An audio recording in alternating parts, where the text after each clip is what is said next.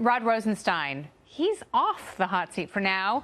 The Deputy Attorney General, who's really the Attorney General for all intents and purposes, was scheduled to meet with two House committees tomorrow to discuss reports that he wanted to wear a wire to record the president and force him out of office by invoking the 25th Amendment. Both hearings have been postponed indefinitely, and while Rosenstein has denied the charges, two senior FBI officials have told the Bureau they think he was quite serious when he made the offer. Now a handful of House Republicans are threatening to subpoena him. With me now, former Deputy Assistant to President Trump and Fox News national security strategist Sebastian Gorka is here.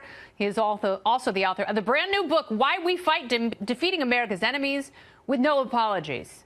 He is not apologizing about the fact that it is on sale now. Dr. Gorka, welcome back. Great to be in the studio, Kennedy. So let's talk about this. Do you believe that Rod Rosenstein was trying to overthrow the president? I do. I've met him. And is he weaselly? I cannot confirm or deny that allegation. Okay. He is the quintessential bureaucratic survivor in Washington, D.C. Yes. And a deep state cockroach, if you will. I like your choice of words. Okay. That denial was a non-denial. After he was caught trying to bug the president, that statement was a non-denial denial. Or he was like, I was joking. The Deputy Attorney General joking about the 25th Amendment and wearing a wire into the Oval Office. You don't joke about that whether the president's a Democrat or a Republican. I think this decision for him not to testify, not to go to that hearing is clear. He would have to perjure himself if he went to that hearing, and as a result, he's doing the cowardly thing, and he's ducking for cover. All right, so what role does former FBI Attorney James Baker play in all of this? Because he wasn't there at the meeting, but he is essentially corroborating the story, having heard firsthand accounts of the meeting from Lisa Page and Andrew McCabe. I wasn't in the closed-door sessions, but it's clear from the congressmen who were there that this is an individual at the highest levels of the non-political appointees in the FBI or the DOJ who is confirming that the rot went all the way to the 7th floor. This is exactly why Rod decided not to testify, because he knows he's in trouble. And what we're seeing now with McCabe and everybody else is that the rats are turning on each other. Sooner or later, somebody's going to give it all up, and then we will know exactly what Rod did. Well, they're not going to give it up. That's the problem. It's being taken by force, and that's the position members of the House and Senate are in right now, and that's why Rand Paul went after Christopher Wray today. But it's not just about the Senate. It's not just about the Congress.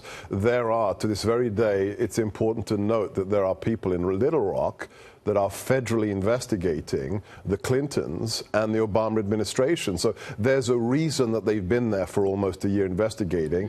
The trouble is the Attorney General. What is he doing? And as you said, in the meantime, Rod is basically the acting Attorney General. But there are so many conflicts of interest there. Just on the FISA. Yes. Just on the FISA. This is the man who signed the repeated FISA warrants that we now know were acquired illegally because the exculpatory information was kept from the judge who issued them. So yes, this man has a conflict of interest by the mere fact alone that the day before he appointed Robert Mueller, he escorted his friend Robert Mueller to the White House to interview for the job of FBI director. He wanted the job back. Yes. He failed. Mueller completely went down in flames.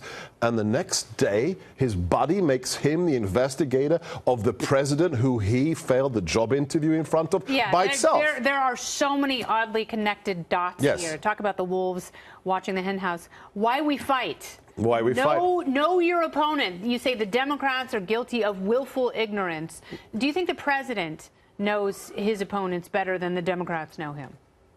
Oh, the Democrats have no idea who they're dealing with. The way they dealt with Kavanaugh, in Why We Fight, I talk about the Kavanaugh before the Kavanaugh, and that's, of course, Whitaker Chambers. If anybody watching your show or anybody in America was surprised by what they did to that godly man, how they tried to drag his name through the mud, open a history book, read Why We Fight. In 1948, they did it. It wasn't just Clarence Thomas. A man called Whitaker Chambers stood up to the truth in the first televised Senate hearing.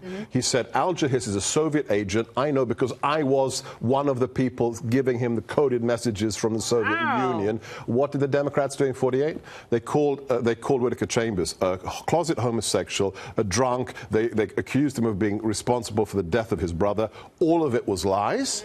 30, 40 years later, we find out what? It's all true that Al-Jahiz was an agent in the Venona decrypts. This was Kavanaugh in 48. Just some of what you'll get when you read Why We Fight by Sebastian Gorka. Thank you so much. Thanks, Kennedy. Good to see you.